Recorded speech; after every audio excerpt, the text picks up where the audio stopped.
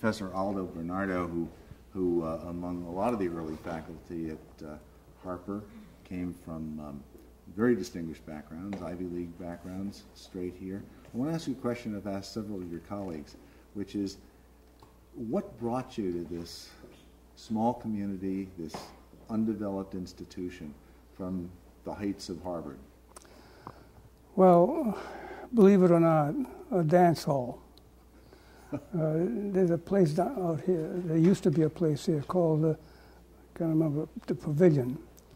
And the Pavilion was a place where mostly college students and faculty would gather for dancing, and big bands. Big bands used to stop here. It was a very famous place. And so there was the first chairman of the humanities division here was Rod Ketchum. His name was Rod Ketchum. And he had come here to the Pavilion several times with the chairman of the Romance Languages Department at Harvard, where I was. And so he asked him if he knew anybody who was looking for a job in Italian, which was very, very, rare, very hard to find. And so the chairman at Harvard approached me and asked me if I'd be interested. So I came down for the interview, and that's how it started. In all those years, you and like so many of your colleagues, some of the most distinguished people in your fields, could have gone anywhere. You stayed. What caused you to stay? Well, first of all, Italian was very difficult to find work in. It's not a big department. Secondly, I was interviewed by Bartle, whose enthusiasm just got you.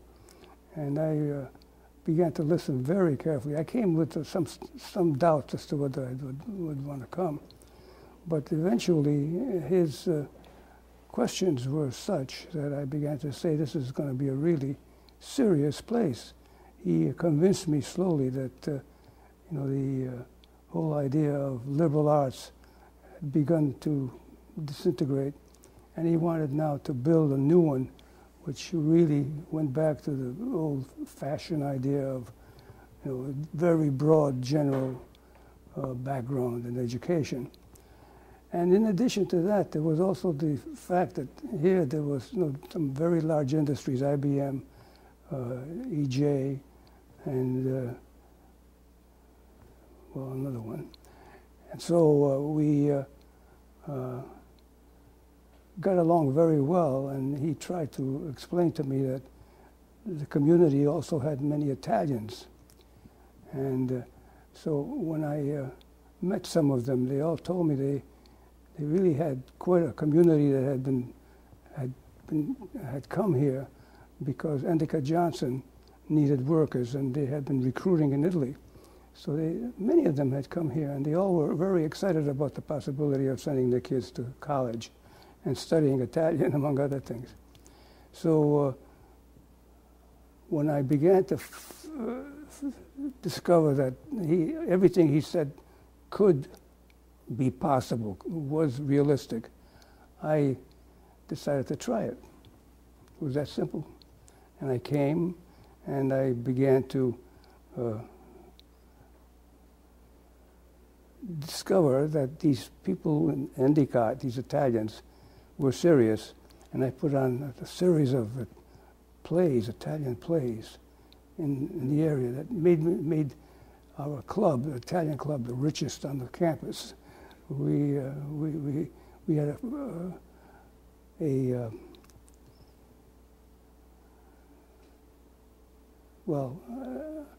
a fund of over $1,000 in less than 2 months. Is that? And it became quite a thing for me to put down these Italian plays. And then I began to wonder whether it was going to go any further than that. And as time went on, and we reached the 50s, where, by the way, when I came, remember, this was not Harpur, it was not Triple Cities College, it was Syracuse University, clear and plain. And so I was very skeptical at first because it was just an extension of Syracuse.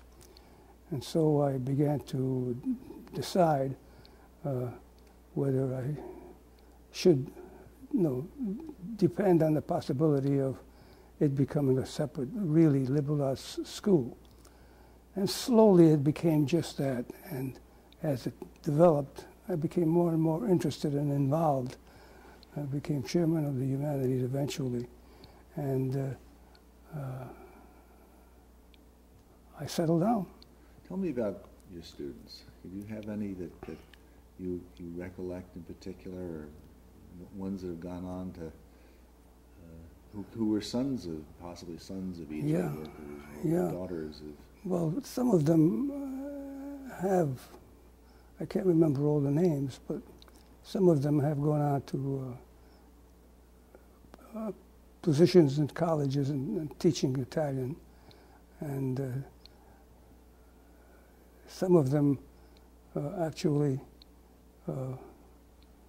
went out to Hollywood and New York City, and but none really became, great people. Okay.